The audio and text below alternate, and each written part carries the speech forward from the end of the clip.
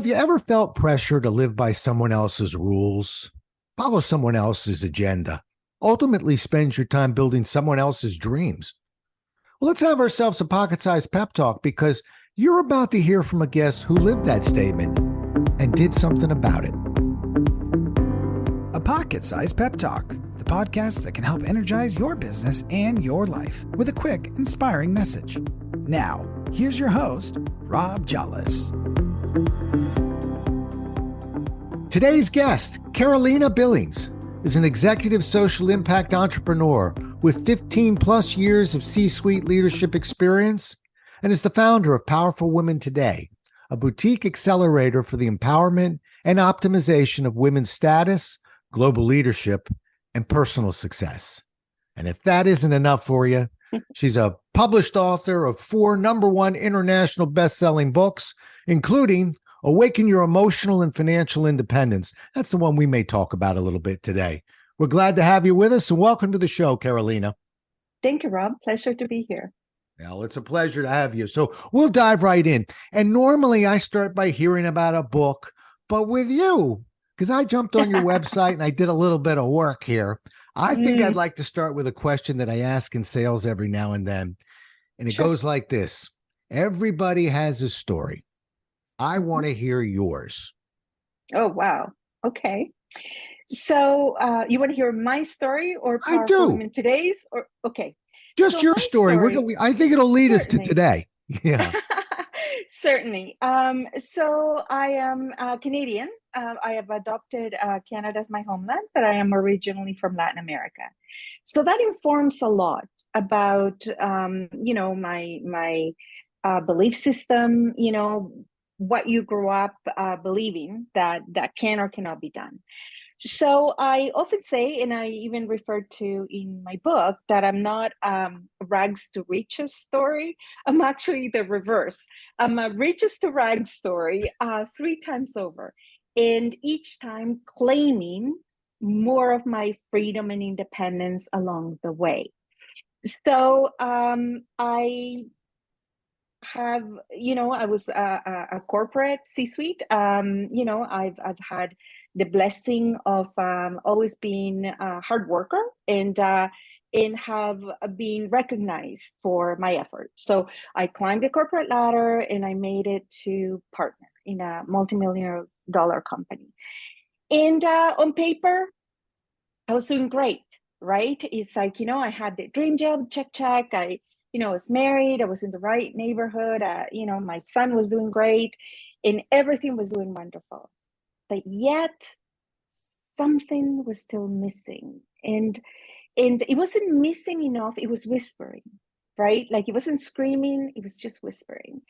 And I got married very early on, and that's why I mentioned a little bit of the Latin heritage is, we at the time of my generation were taught that you got married young, right? So I got married when I was 22 because it just seemed like a genius idea.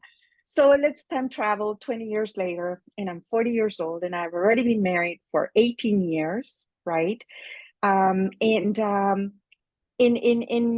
I came to a point in my life. There was actually a birthday celebration for my 40th birthday that I was looking at the pictures of it, and something just didn't look right, right? Like the sparkle. And I've always been a fairly dynamic individual, and that sparkle just wasn't there, right?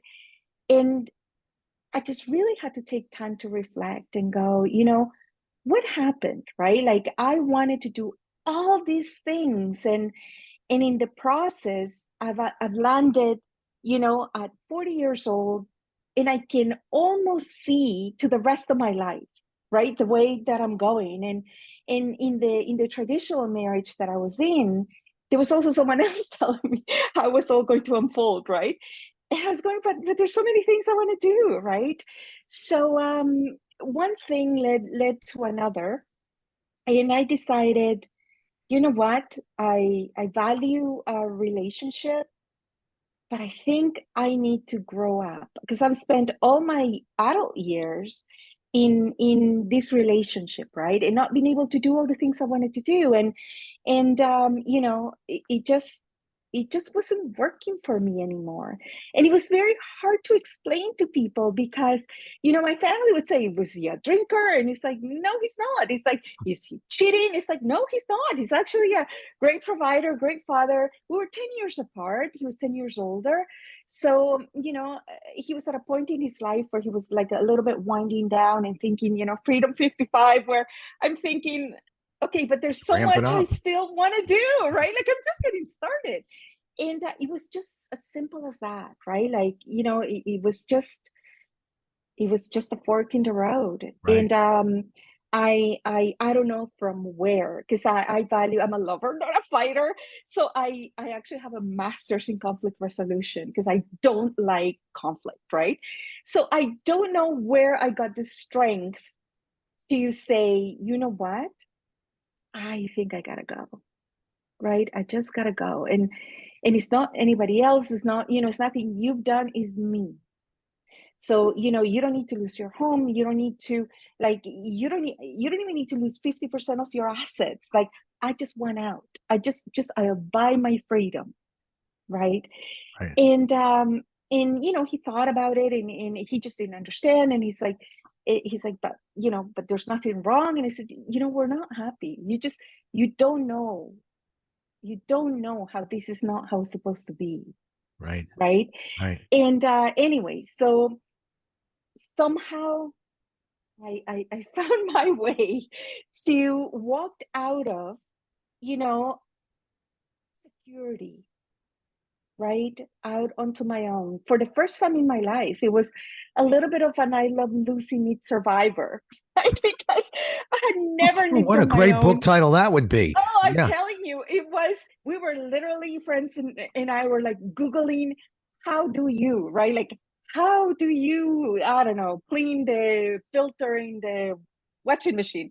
Like, just absolutely finding what I could do, right? And, as I said, I have been very successful. I've had a good education. At the time, I was a CFO, CHRO of a multi-million-dollar company.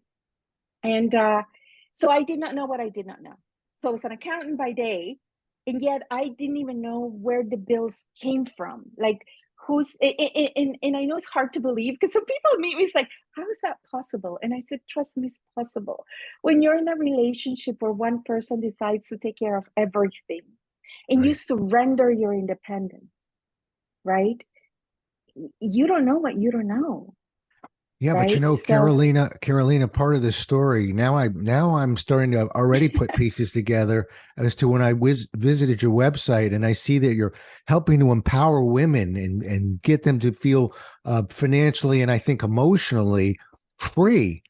That's right. that's why I don't think I've ever started 200 and something podcasts with the question I asked you.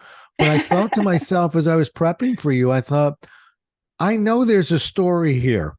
And Yes. you are not disappointing. So I'm gonna Thank sit you. back and listen some more, but we're gonna get to the book, folks, and everything else. But we got a minute or two more of this because just like a book doesn't fall out of the sky, it tends you don't find the book finds you. Yes. You didn't find Yes. this found you. This is a calling.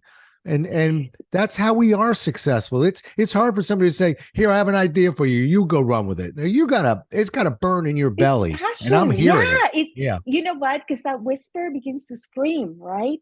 Yeah. And so I was out on my own, and I mentioned rags to riches 3 times. So I'm fortunate to have come from a family of means in Latin America, and I did walk away from that because I was not independently wealthy. My family, was well off Mm-hmm. by moving to Canada, right? So that's the first. Then I walked away from security, from the on the ledger. I had everything I could have possibly asked for, right? Right. And I walked away from that, right? Again, and the first thing I found out when I was out on my own is that I couldn't afford myself. It's like the lifestyle, the money, petties, purses, all these, material things I could not support on my own, right? The first thing is like, we need to come back like to basics, right? And have that prioritizing and really decode your value system, Mm-hmm. right? Like, why am I doing this? So I was part of a book club, and it was a whole bunch of like really successful, really classy, ladies. And I was the first one to get divorced. Right. And not they not all have. Some of them are still happily married. Some, relationships have come to their natural conclusion. And so we would be sitting in my living room and we began to speak about all those dreams that we left behind. Right. Like, because everybody was so curious. It's like, why did you walk away? Why did you not fight forever? Like, because I didn't need to. Like, I don't need to. I just, like, I know I can rebuild, right? It's like, I just need startup capital and I'll rebuild it. It's all good, right? And because when nothing's certain, everything's possible. And I didn't want to bring that fighting energy into my new life, right? Nor did I want it to be part of my son's life, because I do have one child. Well, he's a grown gentleman now, but at the time he was a teenager. And so to make long story short, we began to facilitate this circle, right? And we were all professionals, so we had project management skills and things like that, right? So we began to say, like, okay, so if you could do over, or if you had a chance to pick up where you left off, not necessarily do over, because we all valued our children and some of the things that came along with it. Right. What did you leave behind that you wish you hadn't? And all the ladies began to speak, and what I noticed is that they spoke with such longing and such nostalgia, right, about what they always thought they would do or have. And the thing that moved me was that they were such doable things. Like, somebody wanted to write a novel, or somebody wanted to go to the Galapagos Island, go to Kilimanjaro, or all these things, right? Like, write their own book, things like that. And we're going to put, what's stopping you? You would have it, especially in today's day, and in today's technology, right? Like, you want to have a web TV show, done. You want to sing or have your own record, done. You want to publish your book, done. So what is stopping you? And it really came down when we began to drill and drill and drill. They say that if you ask someone why 3 times, it'll break your heart. And it all became about all these not putting themselves first, right? And so the circle began to grow. And then we were like, a square circle, rectangle circle. We just couldn't fit that many people in. So we decided we were going to have a conference. And I was going to call it Powerful Women Today. Claim your power, right? Do what you need to do. Just, and I, back again, I'm Hispanic, so we all have a little bit inner Che Guevara in us. We're born revolutionaries. So, like, claim your power. Like, this needs to be a movement. Like, people need to we're intelligent women, for Pete's sakes, right? So we, in January, almost 7 years ago, I was still working. Like, this wasn't a business, right? So 7 years ago, we decided, you know what? We've attended a million conferences. We'll just go to the Hilton. Here's a plug for the Hilton. We'll go to the Hilton locally, and they'll take care of everything. We just need room for 25 women. So let's aim for 25 people, right? That are also feeling that need of self-validation, right? Not somebody else's, but self. And over 100 women showed up. And we were like charging for the ticket. Like, we had no idea what we were doing. We were just doing it, right? And 100 women showed up. And so we left it all on the mat, all about emotional and financial independence. And the thing that a lot of people misunderstand when I say financial independence is that they think I mean have a lot of money, right?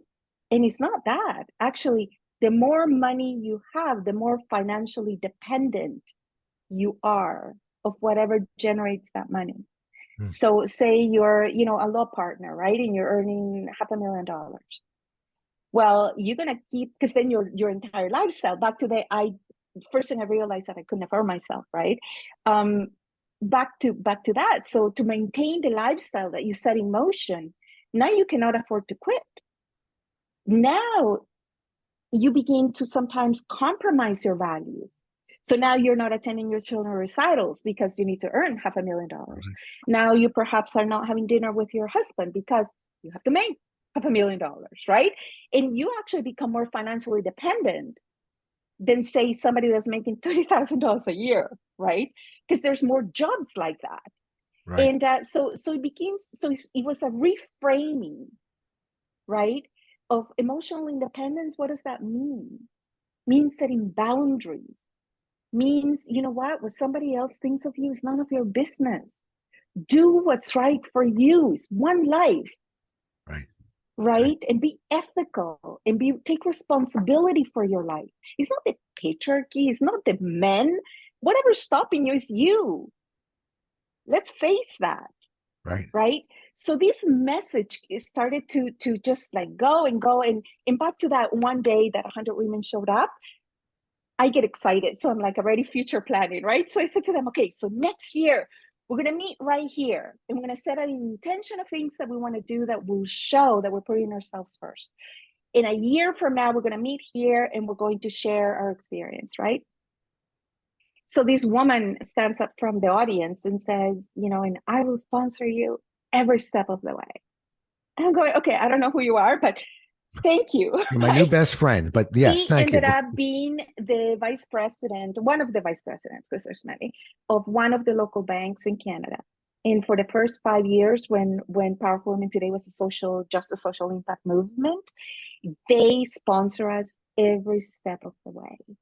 And it just grew and it grew and it grew. And it wasn't a business, it was just a movement, right? And it was just resonating with so many people. Right. So then it just so the book. Oh, wait a minute, slow down. We'll get to the book in a second. I just want to pick that apart a little bit. Well, it's nice having you on the show, and we'll see you again next week. No, wow, that's some story. Now I'll be careful with that question next time. You are, first of all, you're a delight. What a bundle of energy you are, and nobody out energies Rob Jollis until I met you. Okay, so I'm sitting here going, boy, that's some energy there. Fantastic. Lots of things here. One thing you said, I'm going back. It's just a phrase that you said. It's probably something you say a lot. I just didn't want it to get lost in the sauce. You said, when nothing is certain, anything is possible. Everything's possible. Love, did you create that? No, I read it. I read a lot. So a lot of times I'm not quite sure where it came from. Right. But did the pandemic show us that? Absolutely. We were living in this world of certainty, right? We were asking new recruits, where are you going to be 3 years from now? Where are you going to be 5 years from now? Well, all those people in 2019 that got asked that question in my living room, went out the door. Yeah, that's right. Right, in quarantine. Yeah. Social isolation. So it's just that need, right? And everybody's afraid of change. Everybody's afraid of all this. And it's like, but that's the very nature of a human existence. Change. We change every day.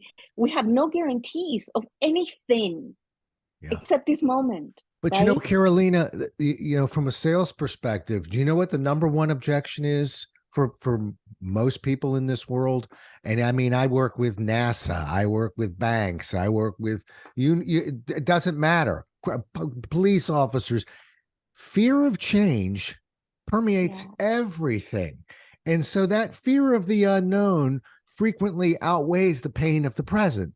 So but isn't it exciting not knowing? Well, but you are the antidote for that. In a sense, many of us are sitting here saying, I don't like where my life is leading. I don't like where my career is leading me. I don't like the things that I'm doing where that's leading me. And maybe if I change, things would get better. But what if they got worse? And so we sort of hunker down into that place until someone like you comes around, okay, and who shakes the tree a little bit and says, not on my watch. Okay. Well, not on my watch, right? Like, we only have one life. And it's like, why die with your song still in you? Right? Like that's the main thing. And it's conditioning, right? It's just what we're taught. And not even conditioning, that's our DNA. Right. We are literally wired to watch out for, the woolly wolf tiger, right? Like the woolly tooth tiger, whatever it's that. Anyways, we are wired for safety. Yeah. And that is why belonging to a community like Powerful Women Today is important, because normally we listen to those who love us. Yes. Right? But those who love us also want to protect us. Yeah. So if you go to your partner and you say, I want to quit my job and start a business. Yeah. You go, what are you talking about? Right? Right. But that's how men do it.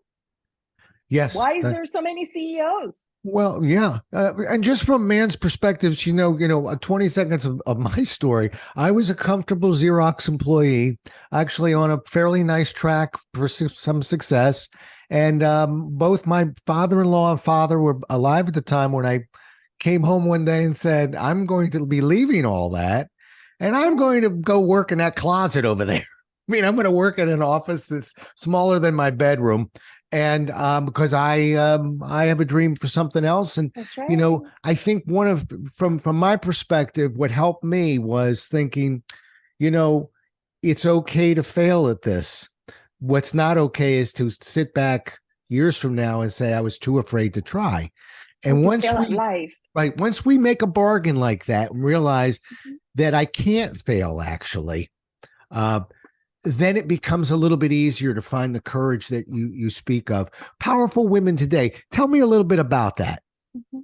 So Powerful Women Today began as that movement, Right. right? I'm an instant gratification kind of girl. So that today had to be like now. Like if Right. you're gonna start a diet, start it now. Like not tomorrow, not a week from now. Commit. Start living the dream now, right? So Powerful Women Today began to grow, right? We were locally here in Toronto, and it was a passion project.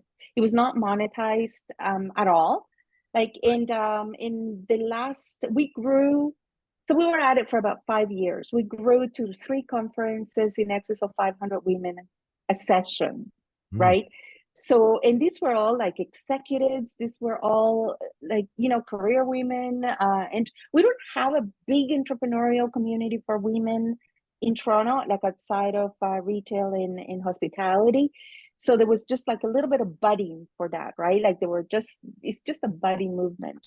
And so we were just like really rallying up, like live your best life, right?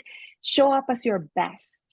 And that went with my own personal belief system, right? Like it was, and also I was living proof. Like I had the receipts, right? Like I'm not one of those people that will tell you you can reach 6 figures in 20 minutes unless I've done it, right. and I'll show you how, right? So we were going along. And at the time, I was, as I mentioned, a CFO, CHRO, being one of the within the 1% earners in Canada. And I was working hard, and I made partner. And it was not what I thought it was going to be, right? And it was just one of those things. Nobody was right, nobody was wrong. It was just one of those things that we were better at dating than marriage, right? I was just going to So say I'm getting ready for it's not you, it's me. yeah, it's not. It's no, it was you. So, anyways, I had at the time sold a property, so I had quite a bit of equity, liquidity, and I thought, you know what, I need to, revive. I just need time to think, right? Like I just need time to think. So I took a sabbatical, like a 6 month sabbatical, finished my master's to start my PhD. And this was about 5 years ago. And I hit 6 figures in those 6 months. Mm, Because a lot of the women that had attended the conferences found out I wasn't working, and they reached out. It's like, would you coach me? Would you mentor me? What would you do with this? What would you do with that? Right. So I'm like, sure, I'll charge. I was like, I need a little bit of extra money. So like, no problem. body value. And Yep. after those 6 months, I never looked back.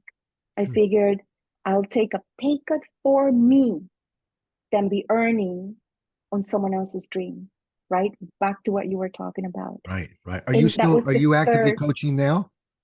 I do. Okay. I have but I've gone bigger than that, bigger than Of that. course. Okay. Keep So going.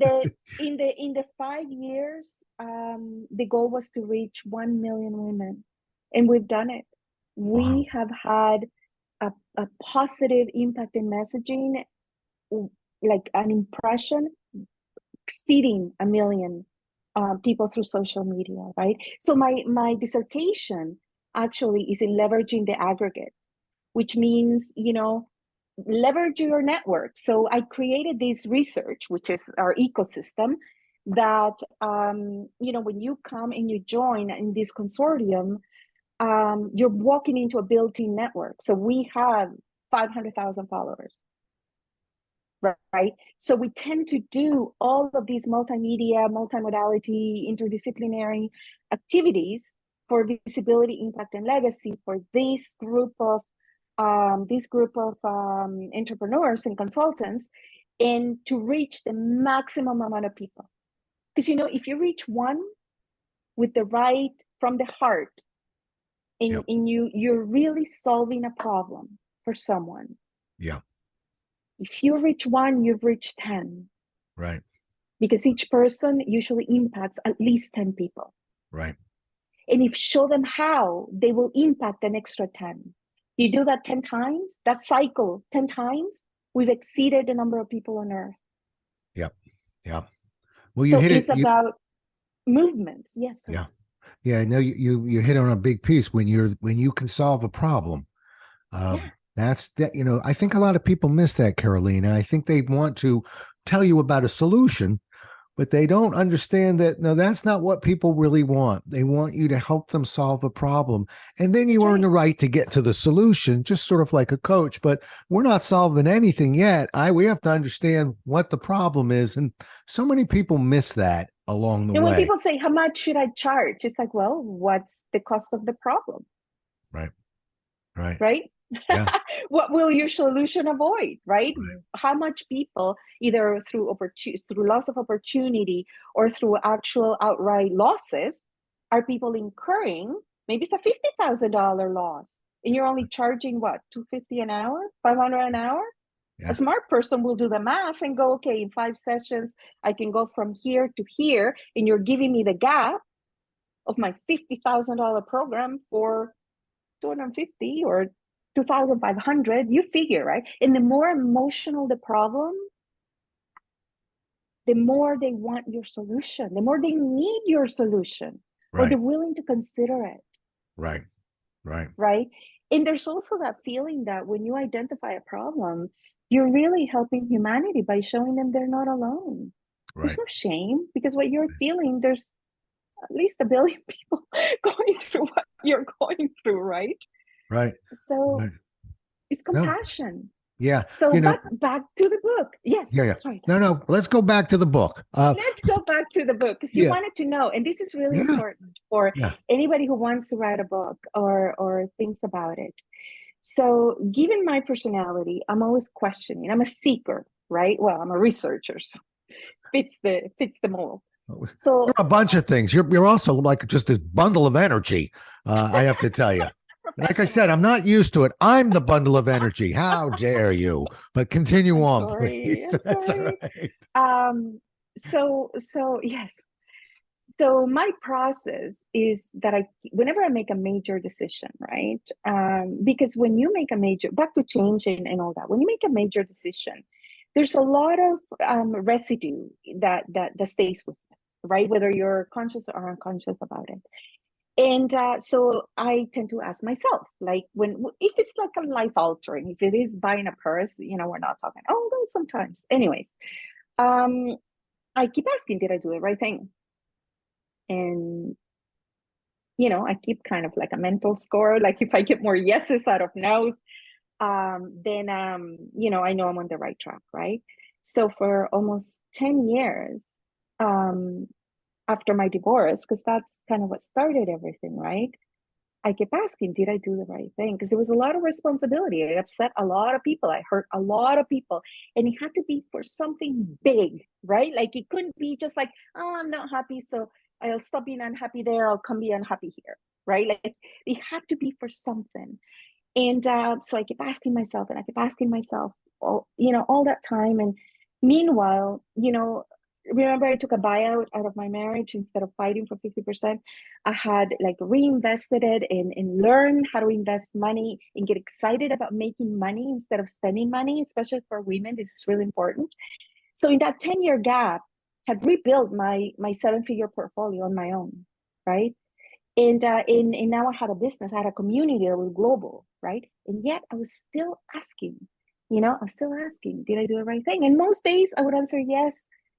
Most days, the more time passed on, the more yeses I got, right?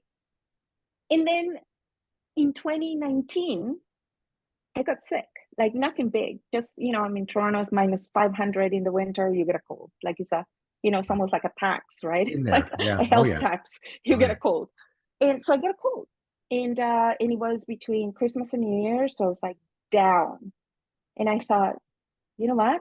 I've been carrying this book with me for I don't know how long, right? I'm going to write my book.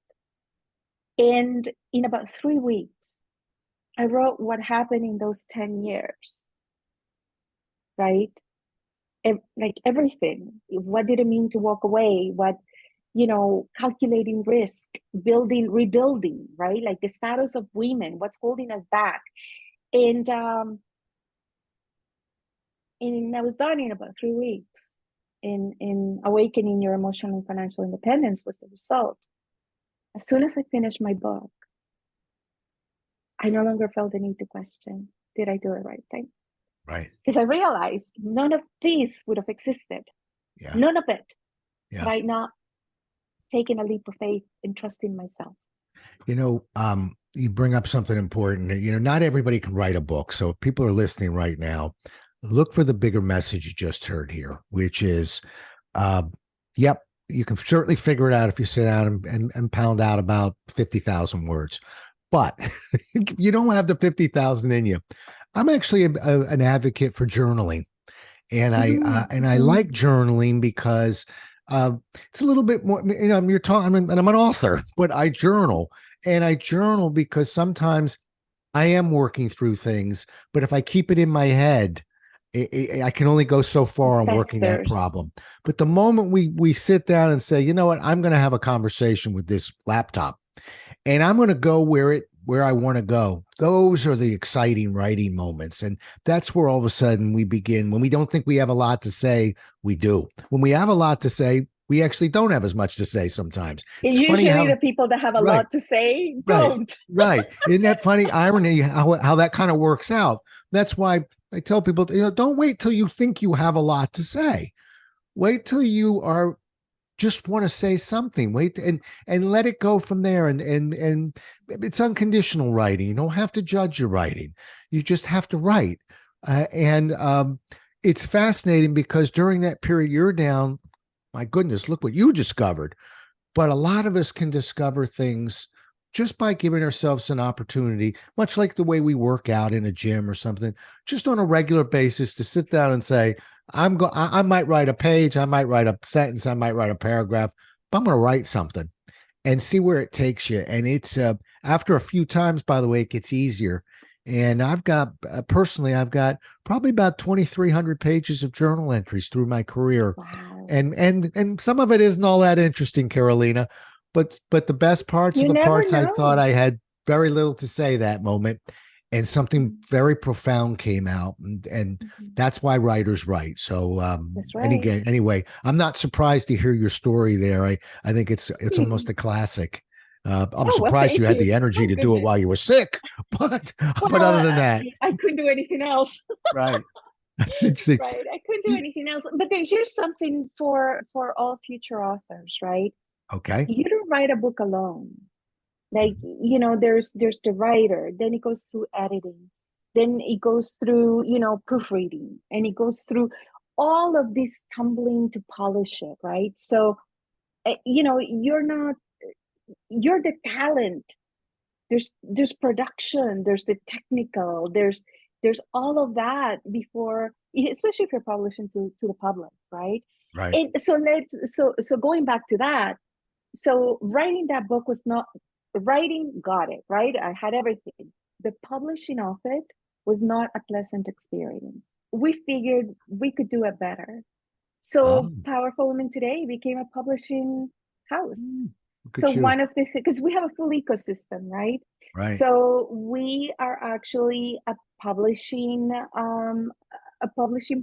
press, PWT Publishing, and we specialize in nonfiction for women because there needs to be more nonfiction written by women for women, right? Right. And back to what you were saying about 30,000 words, is that so we do publish solo projects, but we also specialize our niche and our core, back to leveraging the aggregate, is anthologies. And I'll tell you why they're really powerful. Is because you're writing and publishing one chapter at a time. So your chapters are sharp and concise. So by the time we put a book together of all your chapters, you've got a tight, concise proof of monetization, proof of marketing, proof of, that you are solving a problem by the time you're done. So it's a different type of publishing and writing for nonfiction. I my life feels like fiction. It just we don't write fiction. Right. Well, go back on something you said where you sort of basically said it takes a village in a sense, right? Yes, there's a lot of people. As somebody who is, once you join the author club, which you've joined, then you also understand that part of being in that club means you're going to have a lot of people that are going to come up and say, it's been a dream of mine. How did you do it? What do you do? When do you do? And one of the, the secret sauce for me of writing has always been, and it follows your theory there, which is the best way to write a book is to just freaking write it, meaning don't edit it while you write it. Don't double back and fix it while you write it. Don't clean it while you write it. Let it come. Let it come and just keep moving forward, because it'll take you on a journey you have no idea you're going to go on. But I bump into a lot of people, as do you, I'm guessing, who will tell you, they've been working on a book. Well, gee, how long? Oh, for 5 years. How's it coming along? Well, and they're still in about the first chapter because they've rewritten the first chapter 17 times. No, if anybody's listening, and I think we've got 2 authors lined up on this one, where we're telling you, I love your words for it. You're the talent. I'm going to use that, by the way. You're the talent. Just you perform the writing. We got an army behind you. You're hearing from a publisher right now who's telling you, we got the copy editor. We got the legal read. We got you covered. We got it. Chances are we're going to even change the order of the story. So your first chapter may end up being the 7th chapter. Exactly. Right? Because we'll help you. Like with Robin, with myself, and many others. It doesn't need to be us. There's so many people really championing your success. Right. Just remember that, right? Yeah. So like anything else you've just mentioned, you just have to try. You have to just say, well, I'm going to go, skin your knee a little bit. It happens to all of us. But I like the fact that we're interviewing Carolina right now, who's got a publishing arm and looking for women for them to tell their story. The name, how do we get a hold of you and this publishing company? Powerfulwomentoday.com. I am extremely active on LinkedIn.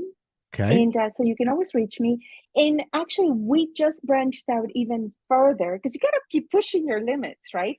And we just published Powerful Women Today magazine. So now we actually have a magazine. So even if you don't want to write a book and you want to start a blog at a time, right? Yeah. And that is how, Malcolm Gladwell writes his books, right? They're just a summary of all his blogs. And there you got a book. Yeah. Right? Like you don't have to sit and write, War and Peace on one sitting. Right. Okay. Now I'm going to ask you a question, and I will tell you, folks, pretty much every question I've asked so far, I came up with. I'm going to ask you a question that you came up with, just so I don't get yelled at when I ask the question. Okay. And the question is this: why women? Why not everyone? Okay. But I stress strongly that's a question that you like to answer. So I'd love to hear your answer. Yeah, I do. Yeah. I do. There's a lot we can learn from men, a lot. And in fact, most of the people that I come across, because I've been blessed, Powerful Women Today has been a very sticky brand. And a lot of men just absolutely celebrate what we're doing. And the reason for women is because, this whole, I'm here to serve, I'm here to give, I'm here to follow on my sword for the world, right? Putting yourself last is not serving anyone. Right. And really, we need to take responsibility for our happiness, take responsibility for our success, stop living your life by committee. Know who you are, know what is it you want, know what it takes to get there, and go for it. Right. You don't often need to say these things to men. Right. Because men just have, I don't know, it's a greater confidence or a greater tolerance for risk. Well, wait, representing the men's society here, if I may, for a moment, we got you fooled a little bit. Believe me, a lot more of us are shaking in our shoes than you can imagine. But society says we're not allowed to show you that we're shaking in our shoes, so we're not quite as sure as you may think we are. However, I learned a valuable lesson. I remember when the Black Lives Matter, first time I ever heard that statement, and I ignorantly, but innocently, said to myself, well, gee, don't all lives matter? And I thought that was a very logical reply until somebody compassionately sat me down and said, you're missing the point. Nobody said that all lives don't matter, but we're trying to focus on a percentage of the population that is systemically being forgotten or underrepresented. Exactly. And once you understood that, you realized, well, then I can see how that's almost rude to rephrase what somebody just said to say, forget you. What about the rest of us? No, that's nobody's saying we're ignoring the rest of us. We're saying and it's coming from a place of innocence, right? It's like a good-looking person telling you what's inside accounts, right? Right. Oh, you've kind of gone through every door being open for you based on perhaps your looks. And I'm not saying counting anything else. It's just that is the culture we live in, right? So we tend to see things through our filter. Or saying things like work hard and you'll achieve. Working, we've got to be some of the hardest working people on earth. But it's not that, right? Is the opportunity. I remember being at a meeting in the tallest floor of the highest tower or something like that. And just it was an investors meeting, and there were very few women, like 2 or 3 women, like 100 men or something like that. And I remember just speaking with someone about powerful women today and how there need to be more women in the room. Like, where are all the women, right? And this gentleman who extremely gracious. He owns like a company that produces CBD drinks. But anyways, long story short, he says, well, I'll sponsor you. He said, well, thank you. Right. And I just thought, it's just about being in the room. Really? You know what I mean? Like, but what did it take for me to be in the room with this person that had the means to do that, right? Yeah. If not everybody does. And even the Latin experience, right? I've been blessed that being Latin has been a source of amusement to me throughout my entire life, right? A source of pride and amusement, self-amusement. Right. But for others, it's not the same. There's people being shot crossing rivers, right? So again, we tend to see the world through our filter. And a real estate agent once told me something really profound. He didn't mean to, but it was very profound. He says, remember, nobody sees what you see. So when you're looking at homes, like you need to talk, just because you see something doesn't mean I've seen it or I've seen it the same way. So you kind of have to walk me through these, right? Because nobody sees what you see, because it's informed by our experiences, right? And I can sit here and tell you, yes, you can rebuild a 7 million portfolio in 10 years, and you can, walk away from, being a 1% earner and turn it around and make it happen on your own wits 5 years later. Right. But I'm not naive enough. I worked my butt off, right? But I'm not naive enough for me to say that can be the experience for everyone. So at Powerful Women today, what we do is our entire ecosystem tries to meet people where they're at. And know that it's a journey, right? If you've grown up in a family where you've always been put down, for me to say, yes, you can, you're going to look at me like, on what planet? You know what I mean? So it's a whole spectrum, and it's a whole.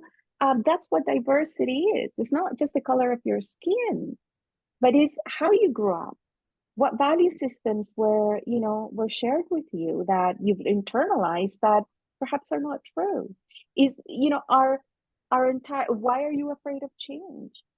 Right. Because maybe you value security so much because you haven't had it.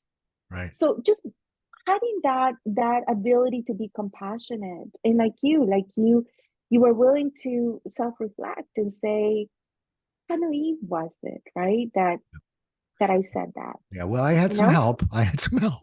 I had some help because I innocently kind of waded into the water because I truly just didn't have enough information. And you've lived this. So it's one of the reasons why, as a professional speaker, I don't think I'll be speaking in front of your audience a whole lot because I haven't lived what that audience has lived.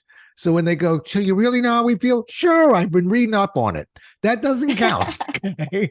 So No, but I'm sure there's aspects of your life, just sharing your, you were willing to be vulnerable and say, listen, we're also figuring it out as we go.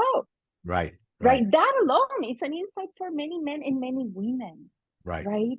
right. And even at Powerful Women Today, because one of the biggest, if you're going to walk away, from having heard this, and we, if you're still here with us, we certainly appreciate it. Um, is that one of the things I love about empowerment is that it's not feminism, and it's not that I don't stand for feminism, but one of the things that empowerment does that is different than feminism is that empowerment lets you choose. Yeah, Feminism says no heels, no, right, no makeup, no these, no, and no, I don't need anybody telling me what to do. Thank you, even well intended. right. Where empowerment is from the inside out, and I always say to all of our audience, we have a lot of men that we actually have men mentor experts within Powerful Women I Today. saw some men on your I website. I was I there. I'm know, looking I around. know. I always say to them, we cannot create an army of women. We have to empower our brothers because they are our fathers, our partners, our sons. Like, how can you hate men? How can you hate men when I have a son? I have Right. a father whom I love. What is it, selective men? Like, there's, forget about everything in the past. Focus on yourself. Focus on how you can be better yourself and empower others along the way. You Right. know? That is a great place to bring this ship in for a landing, as we say. My goodness. Normally I have a whole bunch of questions. I'm not sure I got to my second question today. Um, but but the idea of the conversation we're having is who cares about how many questions? Did we learn something today? And I have to tell you, I was taking notes left and right on this side because Thank you. Likewise. well, yeah, there's like I said, I don't think we wake up in the morning and go, let's see how we can, bother another segment of the society. We just the term in training where you say you don't know what we don't know, that's referred to as unconscious incompetency. That Yes. is the formal term for it. And it Yes. is it's forgivable in a sense because we don't know what we don't know.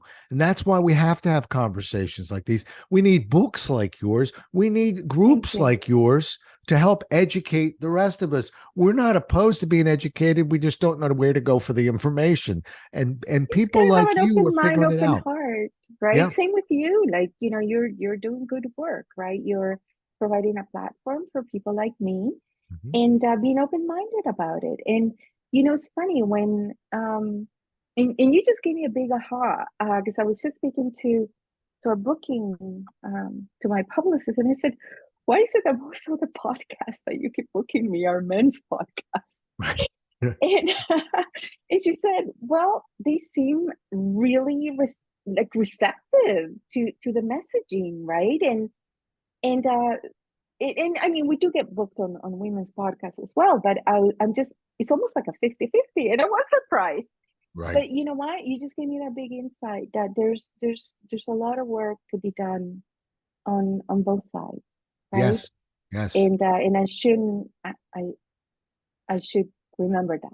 Right. That's Right. that's Yeah. that's Because my many of us my don't. lesson. Yeah. I think we walk away, both of us going, there's a lot of people who don't know what they don't know, you We're know? walking away on a kumbaya. Well, yeah. Yeah. And that's why we write books from the heart, like you've written. Give me the name of that book one more time. Awakening Your Emotional and Financial Independence. You can find it on Amazon. Actually, we're on Amazon, Walmart, Target, Books A Million, Barnes and Noble, and on our website, of course. You can Good. also find it Wherever there. And on online our books. magazine. Oh, okay. Where do we find that magazine? Right on your website? On our website, there's a Okay. tab called PWT Magazine, and the spring issue is coming in 3 weeks.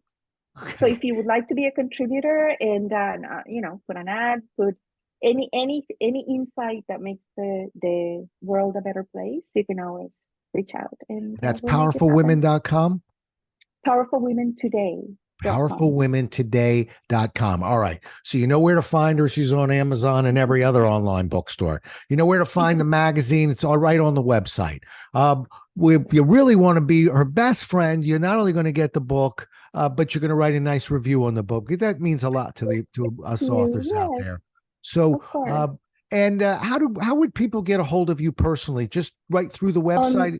On LinkedIn, that's On the LinkedIn. best place to find me, and all the links to how to connect with me Good. are on the website. Perfect. Okay. So And we it's know how to. just Carolina Billings. Yeah. On Beautiful. LinkedIn.